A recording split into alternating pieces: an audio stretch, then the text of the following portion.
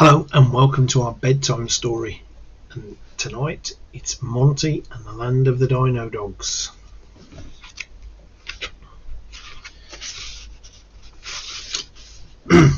It was late on our walk when we came through the woods. Cookie went off as usual, probably up to no good, behind bushes and brambles where it couldn't be seen. My sister had found a strange looking machine.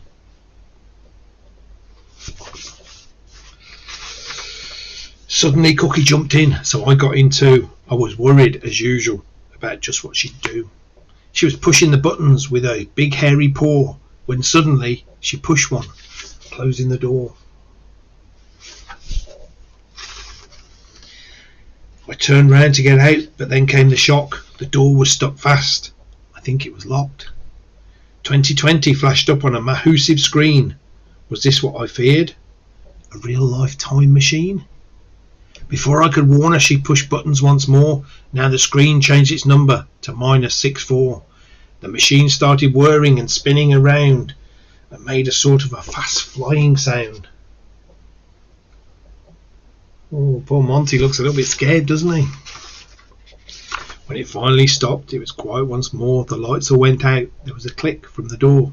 It opened itself. At first I was relieved, but when we ventured outside, I could hardly believe. We'd gone back to a time way in the past.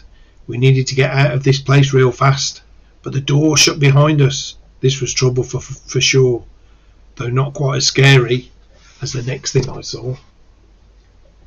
There's Monty and Cookie in the land of the DinoDogs. Just when I was thinking how far we'd gone back, I suddenly saw something that stopped me in my tracks. It was a creature from books about legends and mystery, a real dino dog from long ago in our history. It was a chihuahua saw, and it was a strange sight. I know these small guys were always looking to fight, with big ears and huge eyes, but with scales and claws. It never stopped yapping from its miniature jaws. And there he is, a little chihuahua saw. We quickly moved on, both Cookie and me, wondering what was the next thing we'd see, when out of the mist came a towering figure. Imagine a giraffe, but another half bigger. There it was, the mighty Schnauzosaurus Rex. With its massive teeth and giant pecs. A gigantic dino dog most feared, with its bushy eyebrows and funny beard. Luckily it seemed to be in a big hurry, and that was the chance that we needed to scurry, for now it appeared we'd a moment to breathe, but the next thing we saw was even harder to believe. Ahead in the distance was a familiar sight. It was Bailey, for sure, but he didn't look right. Then as it got closer, I realised my mistake. This wasn't my small brother, but clearly a fake. This was a Stego Spaniel, a weird creature, dangly ears and spikes its biggest feature. It could run all day, it was fast and small, but its brain was the size of a ping pong ball.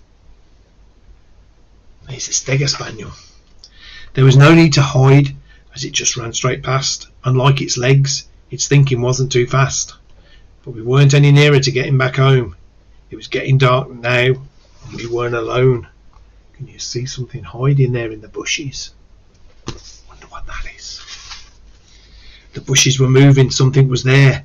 It suddenly burst forward, and we weren't prepared. We knew what it was, and we knew that we could be food. Though its body was small, it had a big attitude. This was the silent hunter, the Velociraptor. It was small and fast and packed with muscle. But this turned out to be our lucky day. It was hot on the trail of some other poor prey. We moved forward cautiously after our fright. Then we felt a vibration from off to our right. We relaxed when we saw which prehistoric hound was the one who was making this rumbling sound. The Basidiodocus was designed to trek, with its really long body and stretched out neck, floppy ears, sad eyes and scales all glistening. It was really good at never listening. It glanced up at us and it trundled on by. Then it just carried on, even though we said hi. We wanted to ask if it knew the way out, but it just ignored us completely when we gave it a shout. I was getting quite nervous now in this strange land. It wasn't exactly the day that I'd planned, and it didn't get better when I heard a loud sound. Something landed before us with one mighty bound.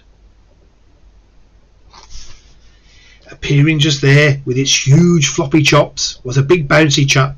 This was Boxeratops.